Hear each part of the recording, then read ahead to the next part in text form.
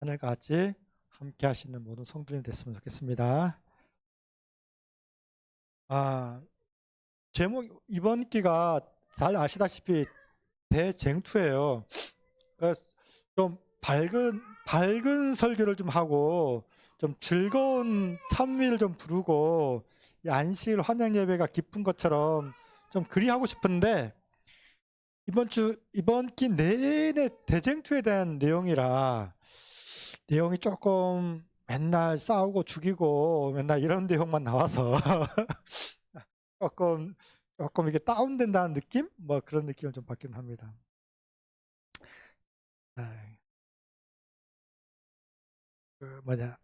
기억절을 읽고 제가 얘기를 한번 시작해 보도록 하겠습니다. 기억절입니다. 그날에 말하기를 이는 우리의 하나님이시라. 우리가 그를 기다렸으니 그가 우리를 구원하시리로다. 이는 여호와시라. 우리가 그를 기다렸으니 우리는 그의 구원을 기뻐하며 즐거워하리라 할 것이며. 이사야 25장 9절의 말씀입니다.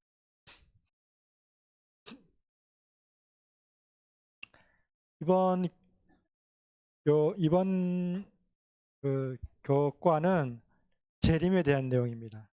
2300주야에 대한 내용이고 우리 교회에서 한 번쯤 이상은 다 들어봤을 만한 그런 내용이긴 합니다. 오늘 제가 지금까지 해왔던 내용을 좀 이어서 대쟁투에 대한 내용들을 좀 이어서 하면서 하도록 하겠습니다. 오늘 제가 가인 얘기를 좀 할 겁니다.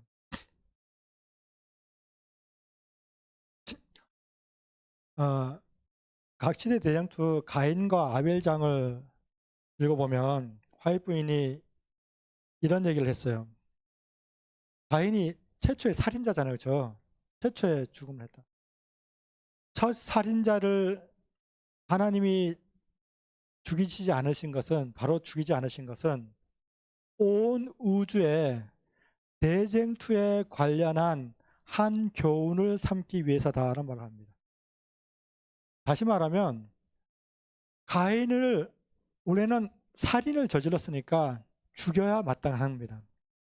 그런데 하나님께서 가인을 살려주신 이유가 온 우주에 대쟁투에 관한 한 교훈을 모본으로 삼기 위해서 가인을 살려줬다는 얘기예요.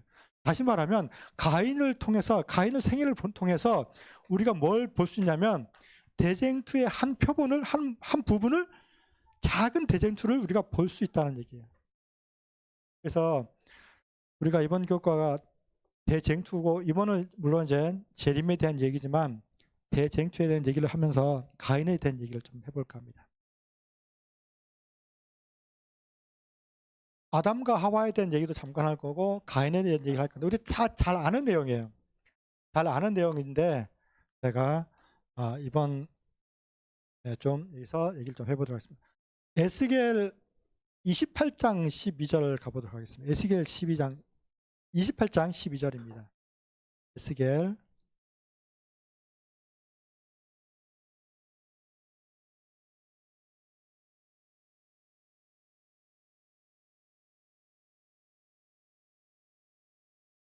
28장 12절 인자야 두로 왕을 위하여 애가를 지어 그에게 이르기를. 두로 왕 얘기로 시작합니다. 두로 왕은 실제로 있었던 왕이고 이 왕이 처음에는 하나님을 아주 잘 믿은 왕이었어요. 두로 왕이. 근데 하나님이 그에게 복을 줘서 이 사람이 아주 부자가 됐어요. 큰 부자가 되었는데 그 이후로 이 사람이 어떻게 되기를 원하면 자기가 왕이고 큰 부자가 되니까 자기가 높아지려는 마음이 생기기 시작했어요. 그래서 내가 신이 되겠다라고 하는 이기적인 마음이 생기기 시작해요. 그래서 하나님께서 이 두로 왕을 지금 사탄에게 빗대어서 지금 얘기를 합니다. 사탄이 그 마음이 있었잖아요. 그렇죠? 그처럼 이 두로 왕이 자기가 신이 되겠다라고 하는 그 마음을 사탄을 빗대어 얘기를 합니다. 그래서 쭉 읽어보면 그 다음에 주 여호와의 말씀에 너는 완전한 인이었고 지혜가 충족하며 온전히 아름다웠다라고 합니다. 13절 내가 옛적에 하나님 동산 에덴에 있었다 이렇게 하고, 실제로 두로 왕이 에덴에 있었지는 않았겠죠. 사단을 얘기하는 겁니다. 동산 에덴이 있어서 각종 보석 곧 홍보석과 황보석과 금광석과 황옥과 홍마노와 창옥과 청보석과 남보석과 홍옥과 황금으로 단장하였으며, 그러니까 이걸 읽으면 어떤 느낌이 드냐면, 이 지은 이 해석하는 사람, 그러니까 뭐라 해야 될까, 이 성경을 해석하는 사람이 성경을 해석하는데, 그러니까 하나님이 이 인간에게 이 말씀을 주시는데 사단을 이렇게 표현하고 하는데, 저는 어떤 느낌을 받냐면 인간이 이 아름다운 모습을 인간의 언어로 표현하고자 하는 가장 아름다운 단어를 다 쓴 것 같아요. 보석이라는 보석은 다 나와요. 사탄이 그만큼 아름다웠다는 얘기예요. 네, 쭉 읽어보면 계속 황금으로 단장하였으며 내가 지음받던 날에 너를 위하여 소고와 비파가 예배되었다.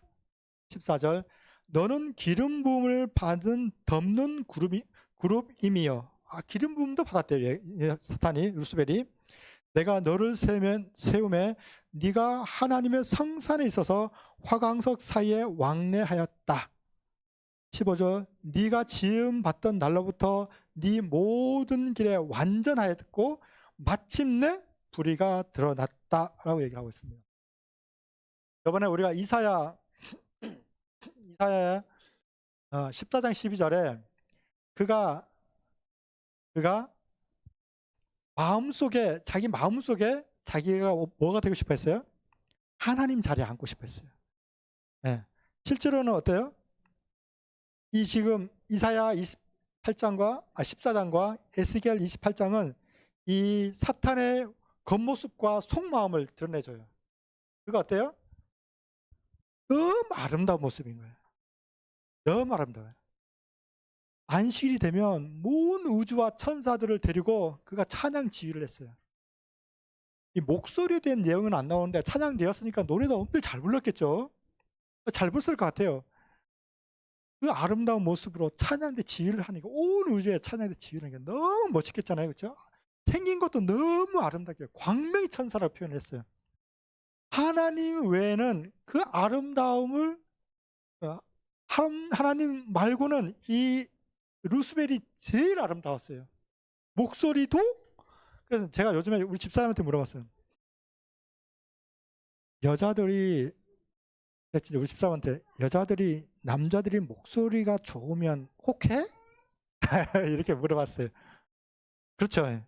여자들이 좀 잘생긴 남자가 목소리까지 좋으면 목사님하고 저는 좀 아닌 것 같습니다. 목소리까지. 그래서 내가 임영웅이가 왜 인기가 있을까? 근데 임영웅이란 가수가 요즘 뭐 나훈아를 제쳤다라는, 요즘에 최고의 인기를 그렇다는데, 이 목소리가 남성적인 목소리는 아닌데 되게 노래를 부르면서 감미로운 목소리를 낸다고 하네요. 그래서 여성분들이 되게 임영웅이라든지 좋아한대요. 루스벨이 아마도, 이거는 성경에 나오지는 않는 내용이라 목소리도 아름다웠을 것 같아요. 그래서 하와를 꼬실 때 아름다운 외모와 함께 아름다운 목소리로 하와를 꼬셨을 것 같아요. 하와가 퍽 넘어갈 만 했을 것 같아요. 어쨌든 2주 전에 한 뉴스가 나왔는데,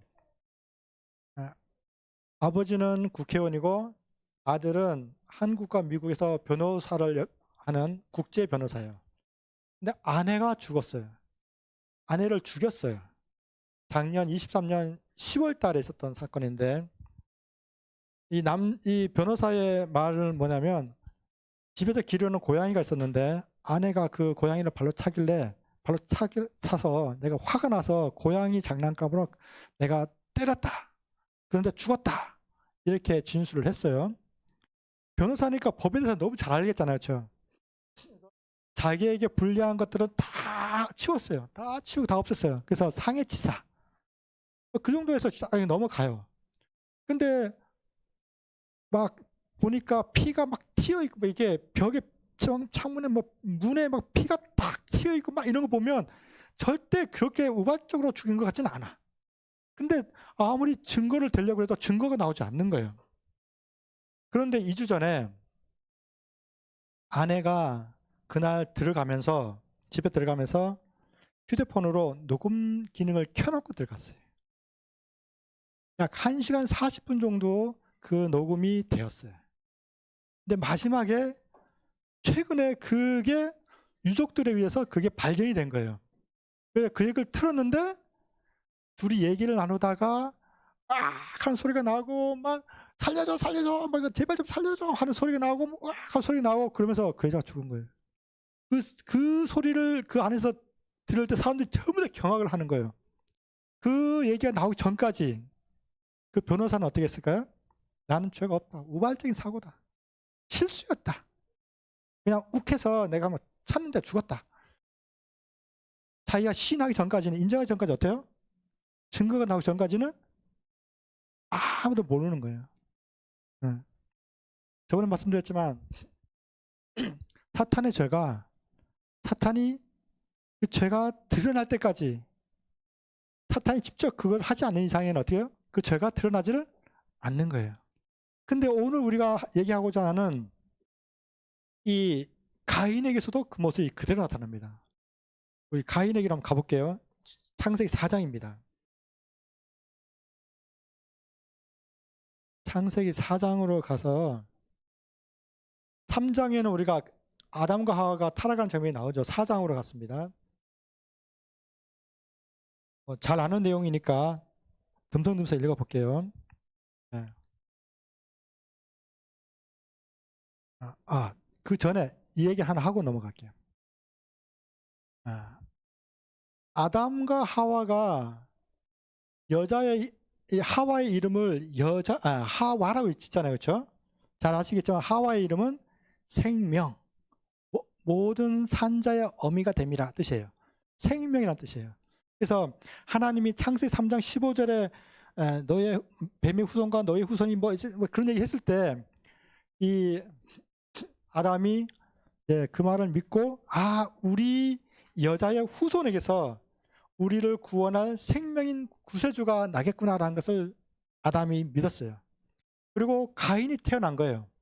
그래서 가인의 이름을 지을 때 등남하였다라는 뜻에서 구세주라는 뜻으로 가인이라고 짓습니다. 그래서 가인의 이름이 구세주예요. 구세주. 왜냐하면 아담과 하와가 가인이 구세주일 줄 알았어요. 자기를 구원할 가죽옷이 되는, 그래서 구세주라고 이름을 지은 겁니다. 그래서 쭉 넘어가서 자 이제부터 하겠습니다.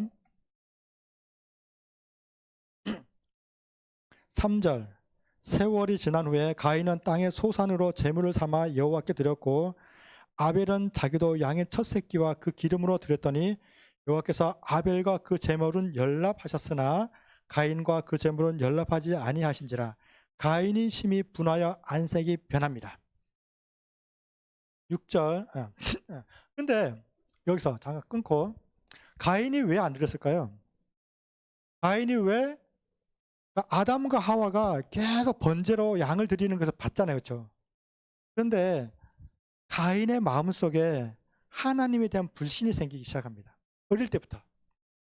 좀 자랐어요. 근데 그 마음속에 드는 하나의 의심이나 불신 같은 게 있었는데 그게 하나 뭐냐면 내가 왜 양으로 제사를 드려야 되지? 내가 왜 양으로? 내가 구세주인데? 내가 구세주인데 왜 굳이 또 양으로 구세주가 되는 양을 왜 또 드려야 돼? 합리적인 의심이잖아요. 그렇죠? 내가 왔는데 내가 구세주인데 굳이 왜 구세주를 상징하는 양을 또 드려야 되냐? 여기서부터 시작해서 이 마음속에 뭐가 자라기 시작해요? 마음속에 사단과 비슷한 마음들이 생기는 거예요. 사단이 왜 그래요? 사단이 내가 최고거든. 내가 제일 아름답고 모든 우주 거민과 이 천사들이 다 내 앞에, 내 아의 지위에, 내 한마디에 내가 제일 아름다워, 내가 제일 잘났어. 내가 나보다 못하는 게 누구밖에 없어요? 하나님밖에 없어요. 그 하나님과 같아지고 싶은 마음이 마음속에 슬금슬금 생기는 것처럼 가인의 마음속에 내가 왜 양으로 굳이 내가 구세주인데 왜 굳이 내가 양으로 이렇게 생기는 거예요. 마음속에 그 마음속에 조금씩 싹 트면서 하나님에 대한 불신이 생기기 시작합니다. 이어서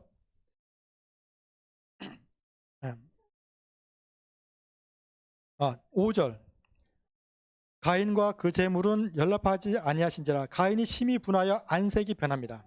6절 여호와께서 가인에게 이르시되 네가 분하여 함은 어찌 미며 안색이 변함은 어찌 미냐 네가 선을 행하면 어찌 낯을 들지 못하겠느냐 선을 행치 아니하면 죄가 문에 엎드리느니라 죄의 소원은 네게 있으나 너는 죄를 다스릴지니라.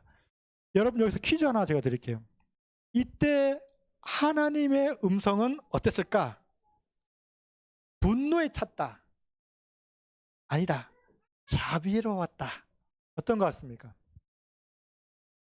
취업 없어 빨리. 자비로웠다 한 표. 생각이 없다 두 표. 네? 분노. 자비로웠습니다. 아담과 하와가 타락을 했어요. 숨었습니다. 그때 아담과 하와를 하나님이 찾아가시죠. 그때 아담과 하와에게 향한 하나님의 음성은 어땠을까? 네가 어디 있느냐라고 할 때 이 하나님의 음성은 어땠을까요? 1번 분노, 2번 자비. 그때는 또 사랑의 음성. 그때는 사랑의 음성. 아담과 하와에게나 가인에게나 하나님은 자비로운 사랑의 음성으로 말씀하겠어요. 네가 어디 있느냐. 그 다음에 또 찾아갑니다. 그 이후에 그래서 여기 보면 죄라는 표현을 써요. 죄. 그래서 우리가 죄, 악 이런 표현을 쓸 때 우리가 할 때 하나님이 야 이놈아 너 왜 이렇게 죄를 졌어 나쁜 놈아 이런 표현을 한 게 아니에요. 이때 죄라는 표현은 네가 방향이 틀어졌다라는 뜻으로 쓴 거예요. 네가 방향을 잘못 잡았다 라는 뜻으로 죄라는 표현을 썼어요. 그래서 자비로운 표현을 쓰면서 야 네가 방향을 잘못 잡았잖아. 네가 방향을 잘못 잡았는데 왜 네가 얼굴에 분하고 화를 내니? 너는 단순히 방향을 잘못 잡았을 뿐이야. 다시 선한 방향으로 방향을 돌이키렴. 이런 뜻으로 말씀을 하셨어요. 그 다음에 중요한 게 그 다음입니다. 그래서 8절 가인이 시간이 좀 지났습니다. 얼마의 시간이 지났는지는 알 수는 없지만 시간이 좀 지났어요. 가인의 마음속에는 그 분냄이 계속 있었겠죠. 그래서 가인이 그 아우 아벨에게 구하니라. 그 후 그들이 들에 있을 때 가인이 그 아우 아벨을 쳐 죽입니다. 9절부터 여호와께서 가인에게 이르시되 네 아우 아벨이 어디 있느냐. 이때의 음성은 어땠을 것 같아요? 이때의 음성은 자비롭다, 분노의 목소리다. 네 아우 아벨이 어디 있느냐. 이때도 하나님의 음성은 자비롭고 사랑스러운 음성이었어요. 가인아, 하나님이 알고 왔을까요? 모르고 왔을까요? 알고 왔죠. 그렇지만 하나님의 죄인을 향한 하나님의 음성은 항상 자비롭고 사랑스러운 거예요. 우리가 죄인이면 화내서고 말하고 죄인이 아니면 사랑스럽게 얘기하는 게 아니고 죄인이거나 죄인이 아니거나 하나님의 음성은 항상 그래서 그 다음 9절 다시 한번 여호와께서 가인에게 이르시되 네 아우 아벨이 어디 있느냐. 그걸 가라오되 내가 알지 못하나이다. 내가 내 아우를 지키는 자니까. 아벨이 어떻게 해요? 아벨이 알아요, 몰라요? 가인이 아벨이 어딘지 알아요, 몰라요? 알죠, 알아요. 누구만 알아요? 가인이 아무도 알지 못하는 자기만 아는 곳으로 아벨을 유인하고 데려가서 거기서 죽이고 땅에다 묻어버렸어요. 하나님이 가인을 찾아왔어요. 아벨이 어디 있어? 그때 가인의 반응이 모르겠는데요? 내가 내 아우 아벨을 지키는 자입니까? 저 몰라요. 사탄이나 아까 그 변호사나 자기가 지은 죄를 누구는 알아요? 자기는 아는 거잖아요. 자기 마음속에 품은 죄들. 자기는, 그러니까 가인도 아무도 모를 줄 알았어요. 진짜 아무도 몰랐어요. 하나님하고 자기만 아는 거예요. 아무도 몰라요. 그러니까 뭘 해요? 거짓말을 하는 거예요. 거짓말을 했다라고 표현합니다. 거짓말을 했어요. 그럼 넘어가요. 자, 가사대 네가 무엇을 하였느냐? 내 아우의 핏소리가 땅에서부터 내게 호소하느니라. 11절 땅이 그 입을 벌려 내 손에서부터 내 아우의 피를 받았은즉 네가 땅에서 저주를 받으리라. 12절 네가 밭 갈아도 땅이 다시는 그 효력을 내게 주지 아니할 것이요 너는 땅에서 피하며 유리하는 자가 되리라. 15절 여호와께서 그에게 이르시되 그렇지 않다. 가인을 죽인 자는 벌을 7배나 받으리라 하시고 가인에게 표를 주사 만나는 누구든지 죽임을 면케 하십니다. 정리해 보겠습니다. 가인은 뭘 짓는 사람이에요? 농사꾼이에요. 하나님이 가인에게 저주를 내리는데 무슨 저주를 내리냐면 네가 앞으로 땅에 심어도 땅이 그 소실, 수확 전혀 주지 않을 거라고 저주를 내립니다. 그러면 어떻게 될까? 우리 한번 생각해 볼까요? 가인은 농사꾼이에요. 농사꾼.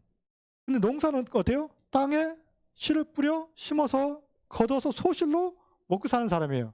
근데 땅이 소실을 내지 않아요. 그러면 가인은 앞으로 어떻게 먹고 살아야 돼요?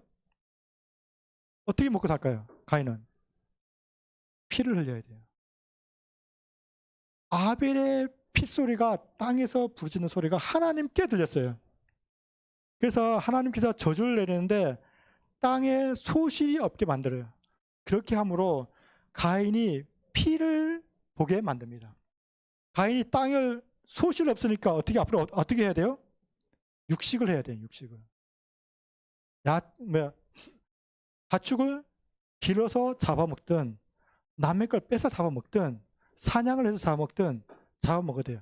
또 하나 사람이 육식만 할 수 있어요? 육식만 할 수 없잖아요. 그럼 어떻게 돼요? 저 사람한테 가서 곡식을 사오든 뺏어오든 훔쳐오든 뭔가를 해야 돼요. 근데 하나님께 가인에게 표를 하나 줬어요. 무슨 표일까요 이게?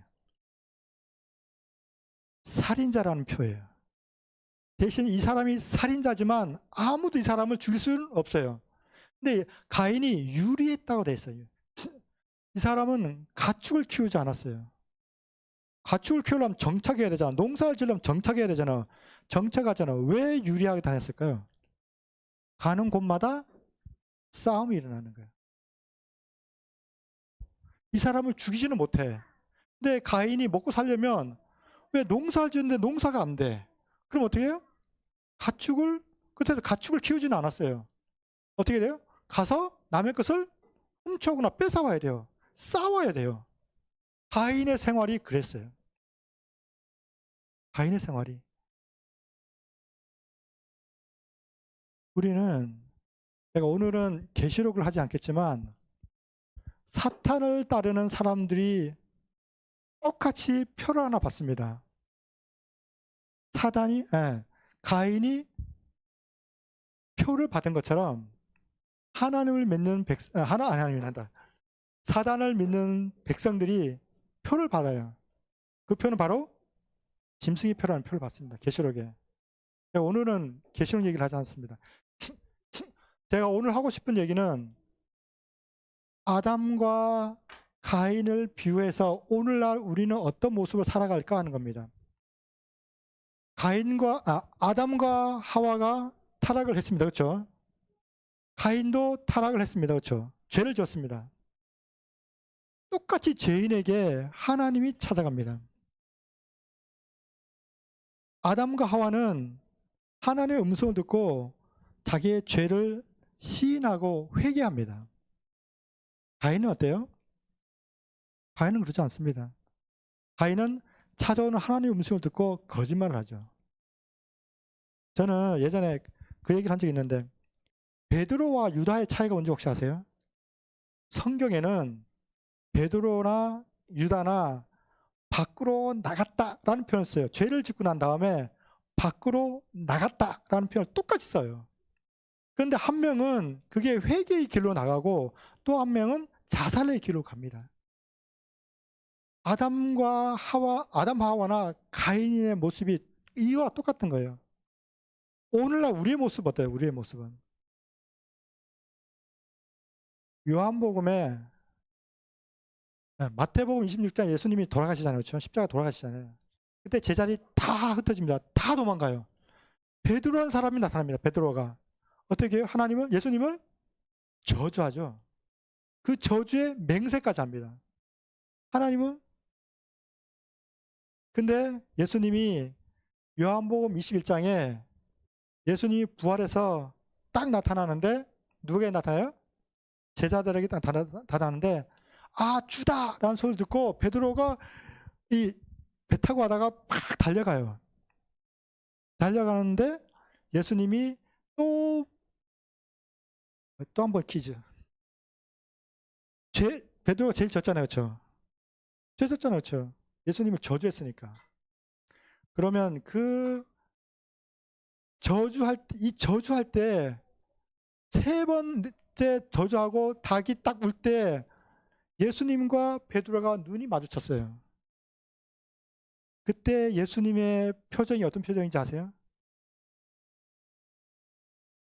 예수님이 부활하고 다시 딱 나타나서 처음으로 베드로를 만났어요.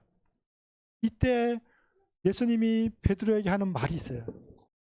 네가 나를 사랑하느냐? 라는 말이에요. 이때 이 음성은 어떤 음성이었을까요? 1번 자비와 사랑스러움, 2번 분노. 어느 쪽이겠어요?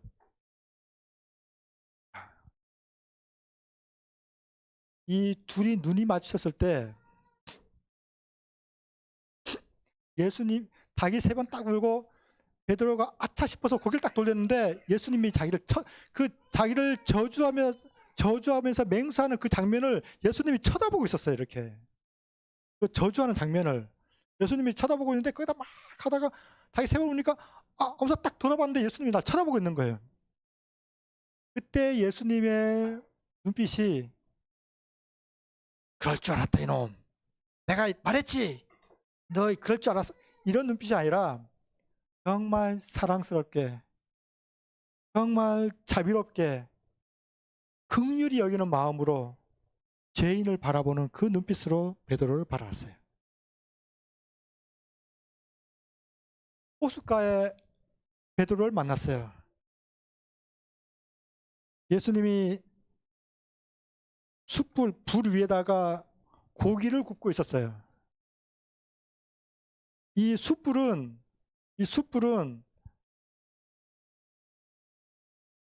정결함을 의미합니다. 정결함. 불은 정결함을 의미했어요. 근데 그 위에다가 고기를 굽고 있었어요. 그 고기 이름이 뭐냐면 베드로예요. 고기 이름이 베드로예요. 그 베드로라는 고기를 예수님이 굽고 있었어요. 그럼 뭐예요 지금? 이미 예수님은 뭐 하고 있었어요? 베드로를 굽고 있는 거예요. 정결케 이미 용서하고 계시는 거예요. 베드로를. 그러고 나서 예수님이 베드로에게 하시는 첫 마디가 네가 나를 사랑하느냐 이거예요. 오늘날 예수님이 우리를 찾아오셔요. 고은아, 네가 나를 사랑하느냐? 미개함아, 네가 나를 사랑하느냐? 우리가 정결하고 우리가 의인이기 때문에 예수님이 우리를 찾아오는 게 아니에요. 이 찾아오는 것은 다음에 기회 있으면 또 하겠지만 이 예수님이 우리를 찾아오시는 날은 안식일입니다.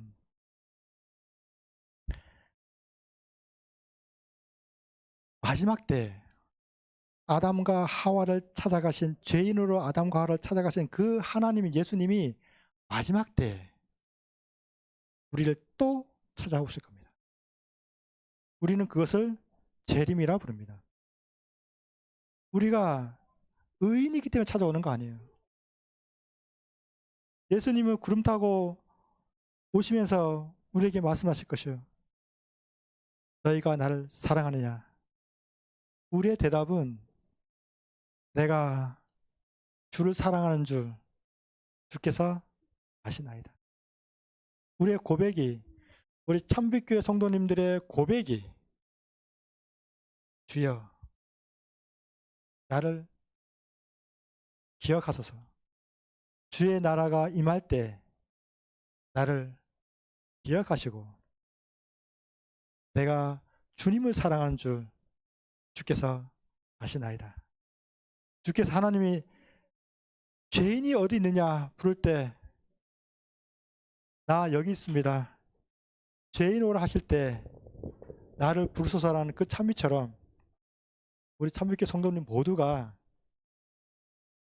나 죄인입니다라고 가인처럼 거짓말하는 게 아니라 아담처럼 우리의 죄를 시인하고, 그러므로 하나님 앞에 무릎을 꿇고 회개할 수 있는, 그러므로 주의 이름을 부르는 그런 모든 우리 참빛교회 성도님들이 되시기를 간절히 바라며 말씀 마치도록 하겠습니다.